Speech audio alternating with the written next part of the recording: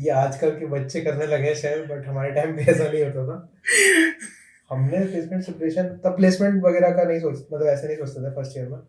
First year में तो मैं ये सब नहीं सोचा था, प्लेसमेंट वगैरह ये सब क्या होता है।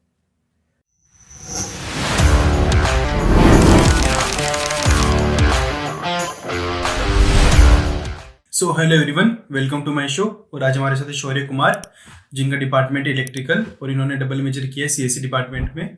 तो हम अभी रिसेंटली एक प्लेसमेंट सीरीज शुरू कर रहे हैं, तो आज उसका पहला एपिसोड है। तो शौर्य, बहुत बहुत स्वागत है आपका। बिल्कुल बिल्कुल। तो सबसे पहले बताइए अपने बारे में थोड़ा सा। तुमने बता ही दिया बेसिक बेसिक बातें तो। तो हाँ। ये तो हो गई बेसिक बेसिक बातें। तो मैं अभी फिफ्थ ईयर स्टूडेंट हूँ, जैसा कि इसने बताया, और मेरी डिग्री अभी पूरी हो गई है 9 सेमेस्टर में अब। 9 सेमेस्टर में ही? तो अब देखते हैं, अब घर जाऊंगा, कुछ समय घर पर रहूंगा, फिर देखेंगे क्या करना है। तो मेन पार्ट, जैसा कि हमने बोला कि प्लेसमेंट सीरीज है और आप तो प्लेस्ड अभी हो चुके हो। रिसेंटली प्लेसमेंट्स हुए हैं, हम्म, तो प्लेस तो हो गया हूँ मैं। किसमें? डेटाब्रिक्स नाम की एक कंपनी है। Databricks, okay. तो काफ़ी अच्छी कंपनी है, बड़ी कंपनी है सिलिकॉन वैली की। ओके, तो शौर्य, जैसे कि आपने अभी प्लेसमेंट की बात की, तो प्लेसमेंट प्रिपरेशन आपने लाइक फर्स्ट ईयर से शुरू कर दी होगी, ऐसे मैं मान के चल रहा हूँ। ये आजकल के बच्चे करने लगे हैं शायद, बट हमारे टाइम पे ऐसा नहीं होता था। हमने प्लेसमेंट प्रिपरेशन तब प्लेसमेंट वगैरह का नहीं सोच मतलब ऐसे नहीं सोचते थे फर्स्ट ईयर में। फर्स्ट ईयर में तो मैं ये सब नहीं सोचा था, प्लेसमेंट वगैरह ये सब क्या होता है। सेकंड ईयर से ही इंटर्नशिप वगैरह का तैयारी करनी शुरू तो करी आपकी थी। इंटर्न कहाँ पे थी? सेकंड ईयर में मैंने स्प्रिंकलर सेकंड ईयर में नहीं करी थी, बट सेकंड ईयर का जो इंटर्न सीजन होता है, जो कि सेकंड ईयर खत्म होने के बाद शुरू होता है, उसमें मैं उसके बाद मैंने स्प्रिंकलर में इंटर्नशिप करी थी। स्प्रिंगलर में? तो वहाँ से पीपीओ नहीं मिला? वहाँ से पीपीओ मतलब मिलता भी तो मैं नहीं लेता, क्योंकि मेरे को एक साल एक्स्ट्रा करना था। एक साल एक्स्ट्रा? ये इंटरेस्ट था सीएससी में या फिर? इंटरेस्ट था। इंटरेस्ट था। ओके, तो इलेक्ट्रिकल और सीएससी कॉम्बिनेशन, इससे ज़्यादा फर्क पड़ता प्लेसमेंट में अगर आप सीएससी में डबल मेजर नहीं करते तो? पढ़ सकता था, पढ़ता है। इट डिपेंड्स, मतलब कुछ सॉफ्टवेयर कंपनीज ओपन नहीं होती हैं, जैसे कि ग्लीन कंपनी थी, तो वो सिर्फ सीएससी के लिए खुली थी। तो ऐसे थोड़ा बहुत फर्क पड़ जाता है। फिर कोर्सेज वगैरह आप थोड़ा एक्स्ट्रा कर लेते हो, थोड़ा बेनिफिट होता है। इंटरेस्ट है तो काफ़ी बेनिफिशियल है, और अगर आप अच्छे से कोर्सेज मैनेज करें तो आप जल्दी पूरा भी कर सकते हैं। तो आपने सेकेंड ईयर में ही अपनी स्प्रिंगलर में इंटर्न कर ली थी? नहीं, सेकंड ईयर में लगी थी। सेकंड ईयर में तो मैंने ओपन सोर्स में काम किया था थोड़ा, सेकंड ईयर ओपन के सोर्स, समर में। ओके। बट थर्ड ईयर मतलब सेकंड ईयर के समर्स में के जस्ट बाद वो इंटर्न सीजन होता है, जैसा भी प्लेसमेंट सीजन हुआ, और वो थर्ड ईयर के एंड में इंटर्न आपको करनी होती है। तो तब अच्छा, स्प्रिंकलर में इंटर्न करी थी। इसलिए आपके पास टोटल 4 समर्स थे, राइट? हाँ, फर्स्ट समर तो खत्म हो गया था कोविड में, उसमें तो कुछ किया नहीं। घर सेकेंड में में? रैंडम चीजें कर रहा था, डिजिटल मार्केटिंग, यूट्यूब चैनल खोल लिया था, वो सब चीजें कर रहा था, जो भी तुम कर रहे हो। तो तुम बहुत अच्छे से कर रहे हो। मैंने माइक वाइक नहीं खरीदे थे, मतलब छोटा सा माइक था, छोटा अरे, सा। स्टिल आपने शुरू किया था कुछ। थोड़े और बहुत कुछ कुछ वीडियो पे आ गए थे व्यूज, बट फिर वापस कॉलेज आ गए, छोड़ उस टाइम पे छोड़ दिया। फिर सेकेंड ईयर में? सेकंड ये तो फिर सेकंड ईयर का समर, उसमें थोड़ा बहुत ओपन सोर्स का काम और फिर इंटर्नशिप की प्रिपरेशन कर रहे थे, क्योंकि वो जस्ट इंटर्न खत्म होते ही स्टार्ट हो जाता। तो आपने डिसाइड कर लिया था कि आपको एसडी में ही जाना है या वैसा नहीं, कुछ? ऐसा कुछ नहीं था। मोस्टली ऐसा था कि एक एक करके सब एक्सप्लोर करेंगे। किया फिर एक्सप्लोर? किया, थोड़ा थोड़ा किया। अच्छा, आप रिसर्च साइड में भी आप गए थे शायद, है ना? हाँ, माइटेक्स। रिसर्च इंटर्न करी थी, फिर फोर्थ ईयर के बाद जो समझ था उसमें। माइटेक्स कनाडा? हाँ, कनाडा गया था, यूनिवर्सिटी ऑफ टोरंटो। वो कैसा एक्सपीरियंस था?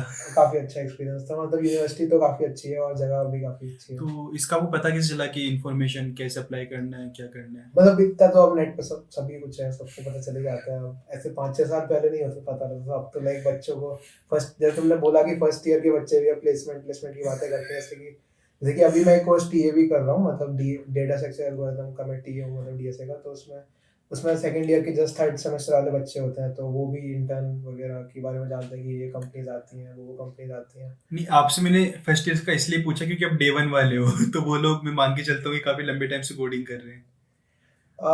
ऐसा जरूरी नहीं है, बट एटलीस्ट मतलब पर्पस इज नॉट इंटर, मतलब अगर तुम कर भी रहे हो तो पर्पस जरूरी नहीं है कि तुम्हारा इंटर्नशिप आना ही हो।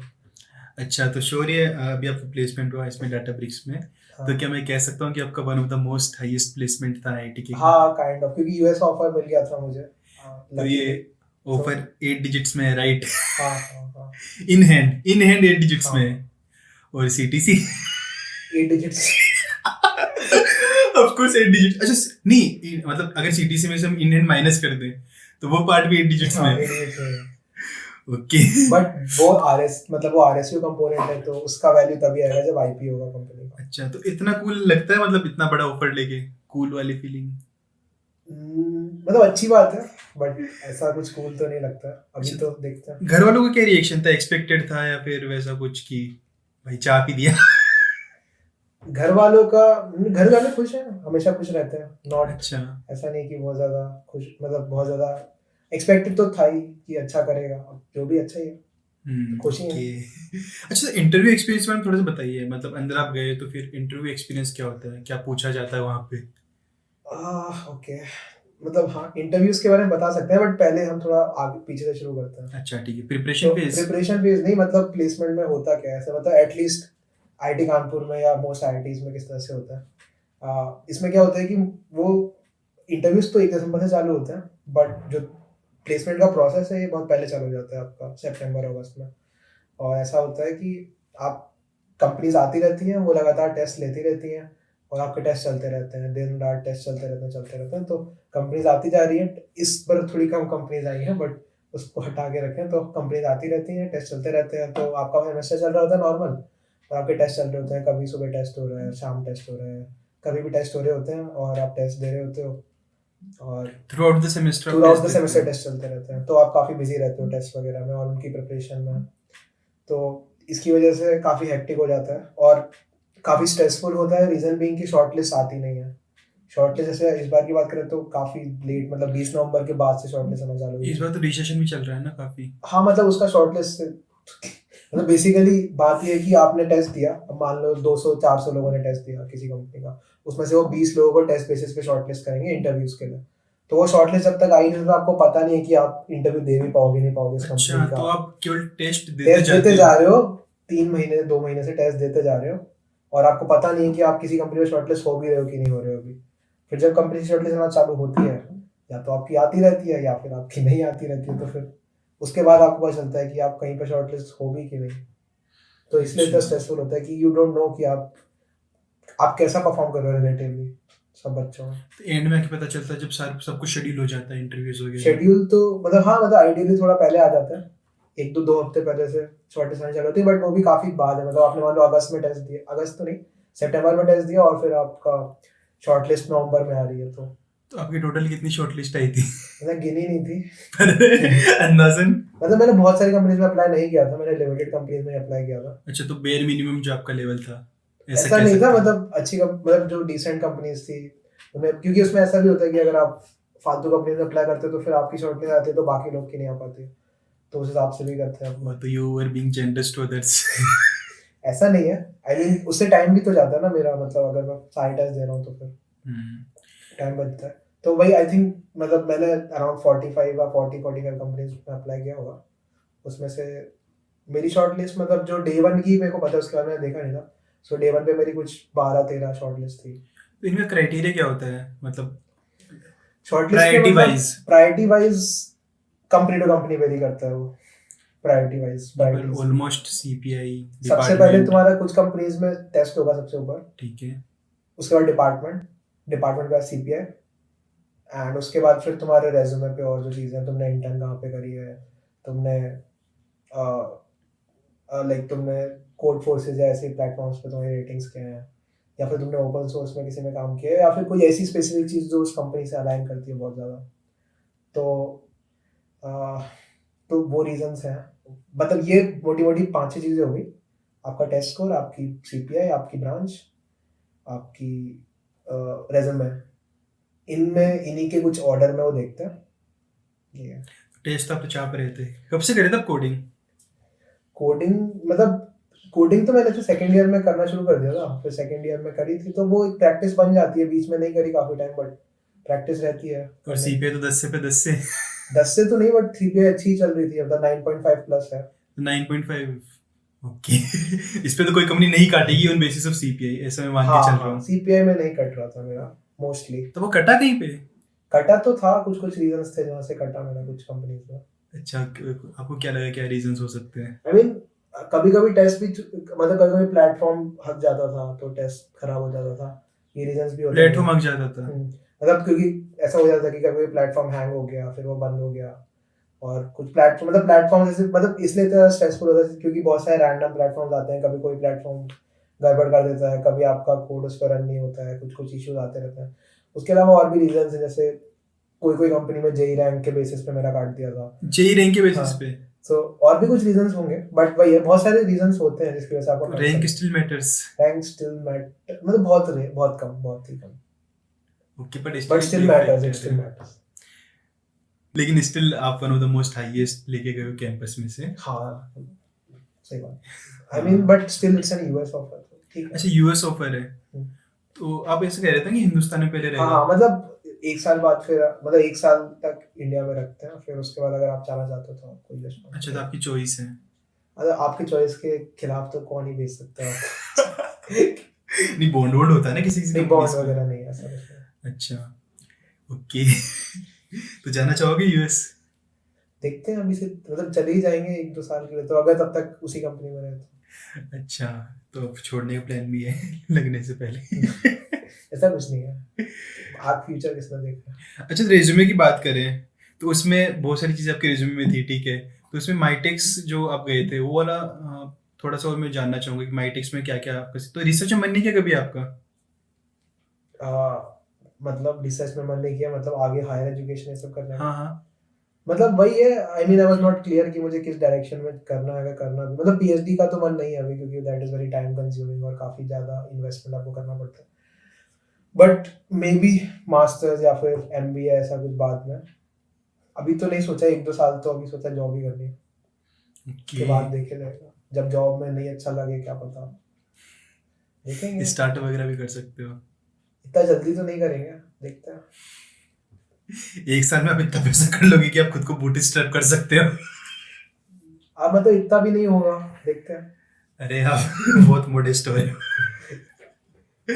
तो श्योर यार, आप मतलब स्टार्टिंग से आपको क्लियर था क्या, मतलब काफी अपने एकेडमिक्स आपके अच्छे थे, या फिर आपको जो भी इंटर्न चाहिए थी वो मिल रही थी, या सब कुछ मिले जा रहा था तब? नहीं, ऐसा नहीं था, रिजेक्शंस बहुत रिजेक्शंस मिलते रहते हैं, बट उसका मतलब ये नहीं है कि आप मतलब अप्लाई करना छोड़ अप्लाई मतलब ट्राई करना छोड़ दो।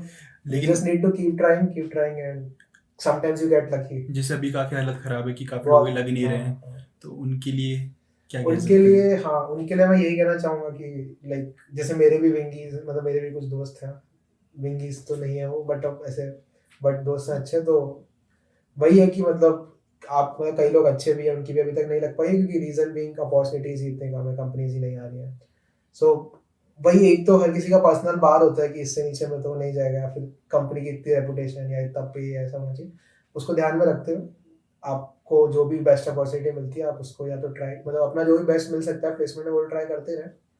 बट क्योंकि मार्केट कंडीशंस अभी खराब है, तो फिर नेक्स्ट सेमेस्टर भी ऑफ कैंपस के थ्रू मतलब जितना भी आप कर सकते हैं आप करें, और अभी जो भी बेस्ट मिल पाता है उसको लें, फिर 5-6 महीने में धीरे उसमें काम करें, उसके बाद फिर तो स्विच। शौर्य, आपको ऐसा नहीं लगता कि मतलब हम लोग इंडिया के मतलब मोस्ट टॉप प्रीमियम इंस्टीट्यूट में से एक में हैं, और यहाँ पे आके भी आपको कॉम्प्रोमाइज करना पड़ रहा है, या फिर ऐसे ऑफर्स लेने वो पड़ रहे हैं? वो इस रीजन उसका ये है ना, क्योंकि इस बार प्लेसमेंट्स मतलब इस बार मार्केट कंडीशंस ही अच्छे नहीं है, तो अब जॉब्स ही नहीं है मार्केट में, तो फिर उसमें आप क्या ही कर सकते हैं, और आईटी मैं में क्या सोच कर रहा हूँ कि अगर सकते हैं। यहाँ पे ऐसे हालात है तो बाहर कैसे होंगे? बाहर और भी खराब होंगे डेफिनेटली, मतलब इसमें किसी की गलती नहीं है, मतलब ये मार्केट कंडीशंस, मतलब मार्केट या कोई भी चीज हमेशा साइकिल्स में चलती है, हमेशा डाउन्स आते हैं उसमें, तो जिस जिस भी साल डाउन आएगा उस साल, या मतलब वो 2-3 साल तक रहता है डाउन, तो जब भी डाउन आएगा आपके मार्केट साइकिल में, मतलब डिमांड इसमें, मतलब अभी जॉब्स की उतनी डिमांड है नहीं, तो उसमें कुछ कर नहीं सकते आप। तो मार्केट ऊंचा होता है तो आपका ऑफर और भी ऊंचा होता है क्या वेट से? आई मीन ऊपर वाली में उतना फर्क नहीं आता है, क्योंकि हम्म। वो मतलब अपॉर्चुनिटीज कम है, मतलब कुल मिला के अपॉर्चुनिटीज कम है, तो इसी वजह से रीजन है, तो आई मीन अपॉर्चुनिटीज ही कम है, तो फिर आपकी गलती नहीं है इसमें कि आपका नहीं लग पा रहा, तो आप अपना जो भी बेस्ट आपको मिल पाता है उसको ट्राई करें, अच्छा बाकी शौर्य, फिर। यहाँ से क्या विजन है, मतलब प्लेसमेंट तो आपका लग गया, ठीक है, अब यहाँ से कुछ विजन है कि कुछ पर्टिकुलर बार सेट किया कितने टाइम में ये करना है, या फिर कुछ और यार जॉब अभी तो मेरे को बेसिकली वही है कि मेरे को अभी तक ऐसा कुछ क्लैरिटी तो नहीं है कि मुझे यही करना है, मैं तो अभी भी एक्सप्लोर वाले फेज में ही हूँ, जैसे कि अभी मेरा मतलब डिग्री पूरी हो गई है, तो अभी 6 वैसा महीने कुछ नहीं बचे किया, हैं। 10 साल कमा लिया फिर रिटायर हो गए? मतलब वो सब सोचा है, वो सब अच्छा। सोचा है, 10 साल तो नहीं, 15 मान लेते हैं। अच्छा 15। बट बट वो कैसे करना है वो नहीं सोचा है, और अभी ये भी नहीं सोचा कि क्या क्या करना है। बट हाँ, ये जरूर माइंड में है कि एटलीस्ट मतलब रिटायर भी ना हो तो लाइक मतलब ठीक है, retirement is not important, but इतना हो कि फाइनेंशियली मतलब खुद से जो मन करना चाहे वो कर पाए। कुछ ना कुछ तो करते रहेंगे, वरना इंसान कुछ तो करते ही रहता है, नहीं तो बोर हो कुछ भी जाता है। कर पाए में क्या क्या आता है? कुछ भी कर पाएगा मतलब ये है कि काम, मतलब किसी के लिए काम करने का ऑब्लिगेशन ना हो, मतलब खुद से जो अच्छा, आपको करने का मन है वो कर तो पाओ। वो मैं बाहर जानना चाह रहा हूँ वो कितना अमाउंट है वो? यार वो अमाउंट मेरे हिसाब से थोड़ी है, वो अमाउंट तो जो उस समय लाइक जहाँ पे आप रह रहे हो वहाँ पे जो कंडीशंस होंगी। जैसे अभी के टाइम पे ऐसा कुछ बोलते हैं कि अगर इंडिया में आपके पास 20 से 25 करोड़ है तो आप मतलब फाइनेंशियली इंडिपेंडेंट है। Okay. Independent in the sense कि आप मतलब लाइक आप किसी पे रिलाई नहीं कर रहे हो, आप उसी से जो इंटरेस्ट जनरेट करोगे और उससे आप आराम से कुछ भी कर सकते हो।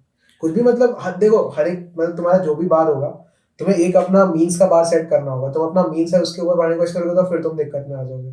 तो अपना मीन्स मत बढ़ाओ, मतलब अगर तुमने एक बार 10 लाख की गाड़ी खरीदी, फिर 50 लाख की खरीदी, और तुम्हें 1 करोड़ की गाड़ी खरीदनी है, तो फिर तो तुम्हें दिक्कत होगी ना। तुमको एक अपना मीन्स का बार एक लग्जरी लेवल पे सस्टेन करना होगा, ऐसा नहीं कि उसको बढ़ाते ही चले जा रहा है।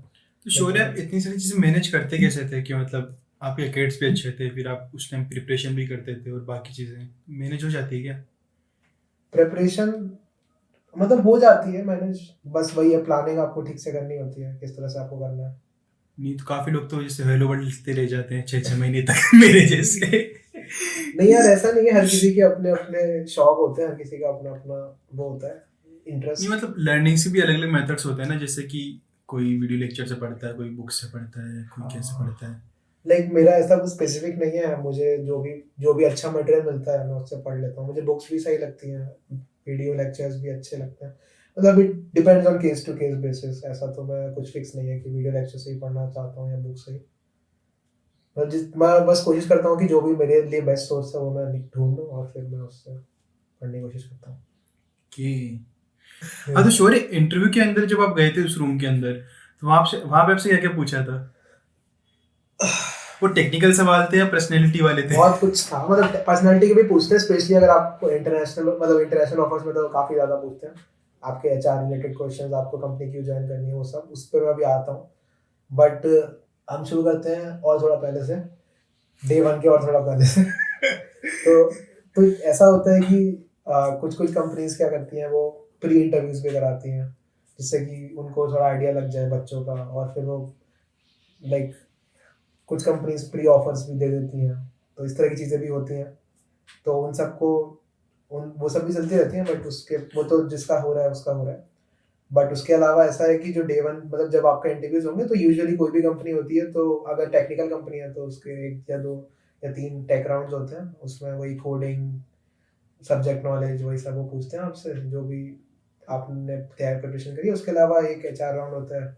वो मतलब कुछ कंपनी टू कंपनी वेरी करेगा, किसी कंपनी में वो उतना मतलब नहीं ध्यान देते एचआर राउंड में, किसी कंपनी में बहुत इंपॉर्टेंट होता है। कुछ कंपनीज में ऐसा रहता है कि वो वाकई में देखते हैं कि आप फिट हो रहे हो उस कंपनी में कि नहीं। उसमें इस तरह के क्वेश्चन वो लोग पूछते हैं कि आप मतलब देखना चाहते हैं कि आपकी रियल लाइफ स्किल किस तरह की है। मतलब ऐसे क्वेश्चंस कि अगर आप टेक रोल में अप्लाई कर रहे हो तो फिर आपने किसी रियल लाइफ प्रोजेक्ट में कभी काम किया, तो उसमें अगर आपका कॉन्फ्लिक्ट हुआ था आपके टीम मेंबर के साथ, तो आपने कैसे रिजॉल्व किया, या फिर आपने लीड लीड किया टीम को तो उसका एग्जांपल दीजिए, या फिर आपने कोई ये एग्जाम्पल बनाए जाते हैं या दिए जाते हैं? दिए जाते हैं। मतलब अगर आपके पास है तो अच्छा ही है, तो आप सोच के जाएं इस तरह के आंसर्स और इस तरह की चीज़ें कि आप कंपनी क्यों ज्वाइन करना चाहते हैं, सबसे इम्पोर्टेंट है। इस पे मतलब अगर आपके पास इसका अच्छा आंसर नहीं है तो फिर आप अच्छे कल्चर फिट तो नहीं डेटा कर। ब्रिक्स ने पूछा आपसे? हाँ, पूछा था। तो आपने क्या बोला फिर? मतलब क्योंकि ये तो मतलब ऐसे अभी मतलब ग्रोइंग कंपनी है टेक की, तो इसमें तो मतलब यही सब बोला कि जो भी आपका बेसिकली जब भी कोई फ्रेशर कंपनी ज्वाइन करता है तो उसका एक मोटिव तो यही होता है कि उसका जो पीयर ग्रुप उसको मिलेगा कंपनी में, और जो लोग वहाँ पे काम कर रहे हैं वो अच्छे होने चाहिए काफ़ी काम में, जिससे कि आपका नेटवर्क अच्छा बने इनिशियली करियर में, जैसे कि आपको फ्यूचर में अपॉर्चुनिटीज़ काफ़ी ज़्यादा मिलेंगी। तो डेटाबेस एक अच्छी कंपनी है, उसमें अच्छे मतलब उसमें काफ़ी लाइक अच्छे अच्छे लोग हैं जितना मेरे को पता चला। तो ये बोला मैंने। फिर उसके अलावा ये भी आप बोल ही सकते हैं कि हर कोई जो भी कॉम्पेंसेशन कंपनी प्रोवाइड करी है उसको वैल्यू करता है। उसके अलावा लर्निंग अपॉर्चुनिटीज़ जो वहाँ पे है इस समय, जिस चीज़ में कंपनी काम कर रही है वो आपको इंटरेस्टिंग लगता है और आपको लगता है कि उसमें करियर बनाया जा सकता है आगे।